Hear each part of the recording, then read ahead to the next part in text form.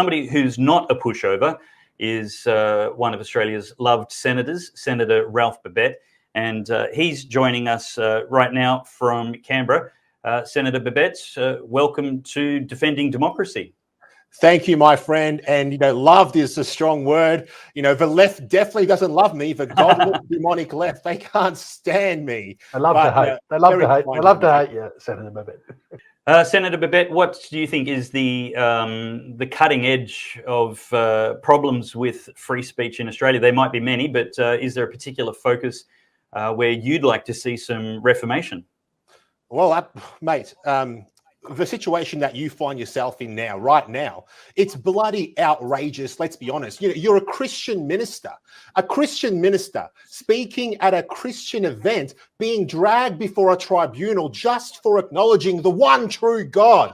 How much garbage is that? What business is it of the Human Rights Commission, whether a Christian minister acknowledges Aboriginal spirituality or he doesn't?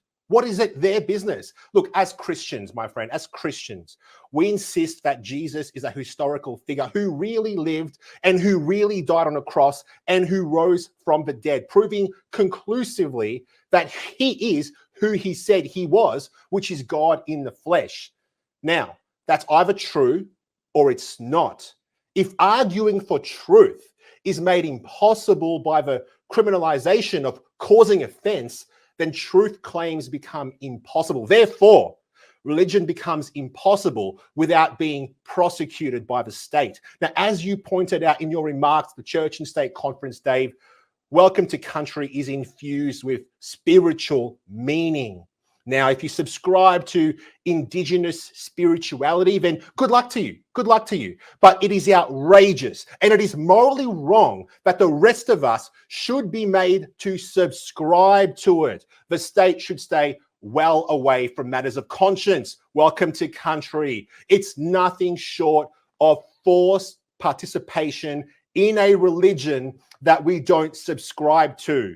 At every sporting event, every government meeting, every corporate seminar, every Qantas landing, even Zoom meetings, we're expected to sit down or in some cases stand up and take part in a nod to Aboriginal spirituality. It's wrong. If you subscribe to it, good for you. But for me, it's wrong. But to find that there's an expectation to do all of that in a house of God, in a Christian church, or at a Christian conference, that's unconscionable. And so, while I do regret the stress and the expense that you will now be forced to bear, Dave, I'm grateful to you for being willing to fight this fight. It is one of the reasons that I was obviously pleased to take part in this event tonight, because this fight that you're now involved in, Dave, it's not just a fight for your own rights, but like you alluded to, it's a fight for really everyone's rights, because the grievance industry is coming for all of us. Dave is just in the way, ladies and gents. He's just in the way right now. Now, if good people fail to stand up to the totalitarians who dream of imposing their own religious fetishes on the rest of us, then we will soon find ourselves without any freedom at all. And you know what? If a man is not free, well then, what kind of a man is he? So, Dave, thank you for your courage. And I'll encourage every person on this call who's watching this broadcast, either live or on delay, to dig deep and contribute to the cause so that these outrageous attacks on religious freedom are defeated. Now, Dave, bear with me. I've got some people to bring onto the screen. Guys, want to come and say hi? I'm in Canberra right now. I've got my chief of staff here and my advisor here as well. We've got Sue Ellen and we've got Michael. We're all on side. Any words for Dave? Oh, just keep fighting. You know, you are the tip of the spear, Dave, and we support you 100%. So just know that everything that we do within the Australian Parliament, you're in our thoughts and in our prayers every day. Yeah, Dave, we're with you and the HRLA. We love the work that you do, and we too fear God most, and we'll always put him first in everything we do. Thank you, guys. Thank you so much. Awesome. Thank you. You're an absolute powerhouse, Senator Babet. You and your team there, you're fighting the good fight on a lot of fronts. Obviously, the issue of freedom of speech, it's very important to us all, but You're fighting on the COVID-19 response Commission of Inquiry bill. You're fighting on the Born Alive Children's Protection Bill. Very quickly, I've got about less than a minute, but you brought this up in Parliament today. Some of our viewers may be interested to know what happened.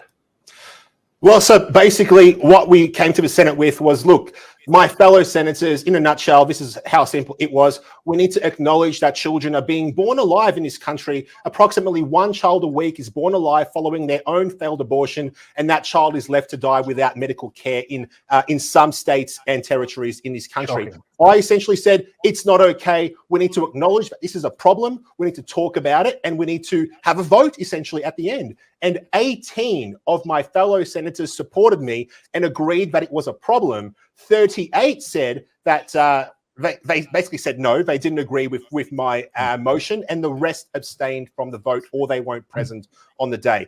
Absolutely shocking that only 18 people agreed with me that a child born alive and left to die is an absolute outrage against God. Terrible. That 38 senators happy with them just dying without any medical care. That's lovely. Well, thank you for your fight, and thank you for being here and defending freedom of speech and democracy. Thank you, boys. And before I go, I will say that I have a bill in front of the Senate right now called the Born Alive bill, and that was originally introduced by George Christensen. So, George, thank you so much, my friend. I'm carrying your torch, and I'm fighting on in the spirit that you laid down when you were here. Bye-bye, guys. It's a mutual admiration society. Thank you very much. Now, we've got the Australian